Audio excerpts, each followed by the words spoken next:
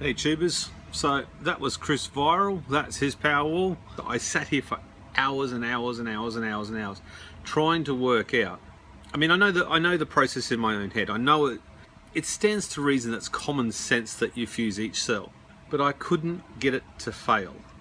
Doesn't matter what I did until this cell here, and the story will come very shortly. I could not get it to fail. I could not get it to blow a fuse or anything, and that's with every single I don't even know where the box is, it's over there somewhere. I've tried every single old cell I had until I tested this one, a bad cell that I managed to charge back up, hence all the X's on it. And there's the first one failed, the second one failed, and I figured the third one failed. So I must have tried several times with this cell at some point, probably trying to get another pretty blue cell. Now this one fully charged to 4.2 volts.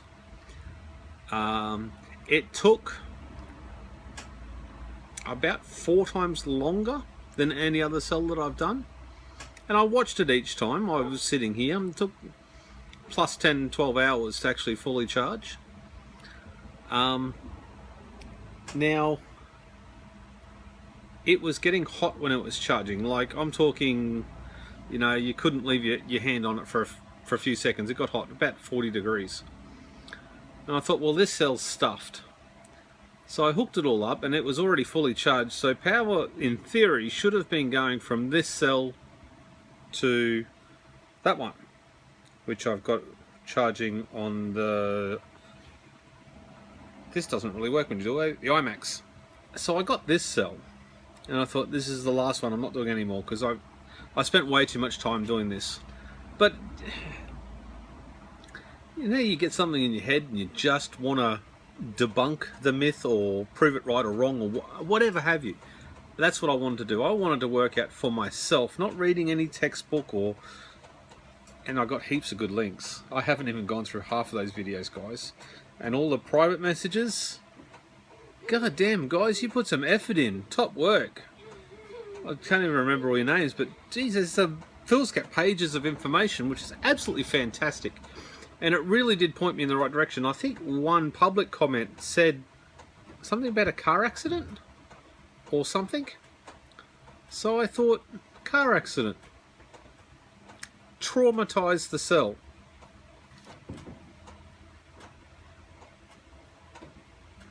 So basically, I don't even think you could see it on camera, but right there are a few marks, and 180 degrees, you can just make out a few more marks there, right there. So what I did was, with the vice grips, or whatever these are, I put it in there and I just squeezed. I didn't squeeze hard, I just did it enough to mark the casing. Pete got the athletic. Now I'm digging out a pool at the moment, so I got a 10 metre long, 1.5 metre deep, 5 metre wide pool hole in my backyard. This got launched into that along with that. This got up to 60 degrees, and it didn't take long to get there. And not only did it get up to 60 degrees, it didn't blow a fuse. But it certainly, I reckon, had I have left it, it absolutely would have blown a fuse, because it was hot.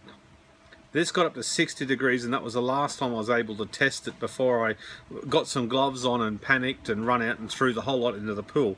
Thank God there's this much wet sand at the bottom of the pool, and that pack didn't break.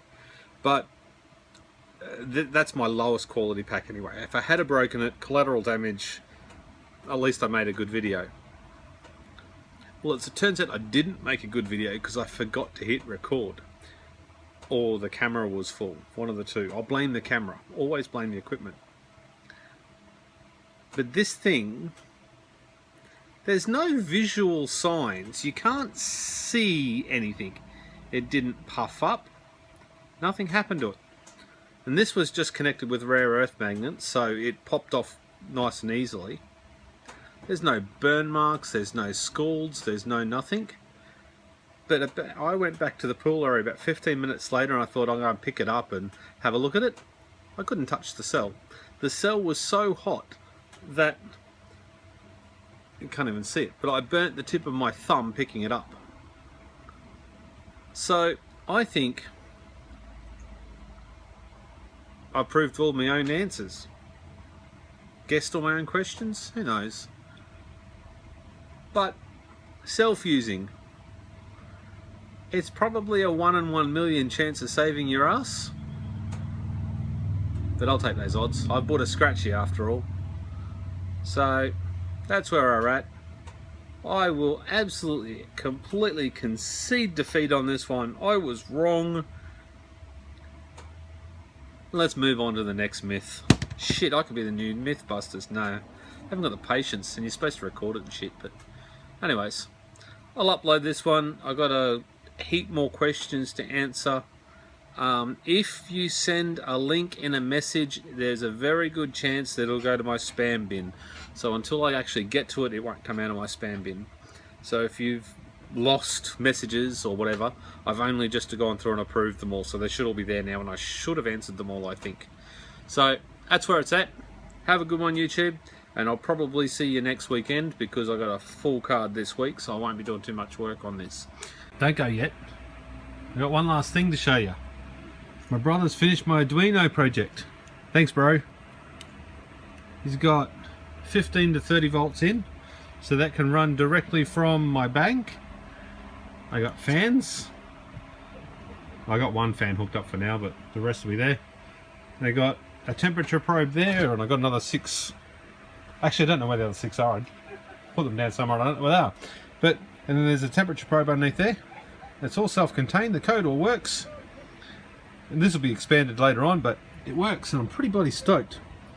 My brother took about an hour out of his time this morning and showed me through it and tried teaching me some code, and I learned a few things, so I don't even need to use that to run my Arduino.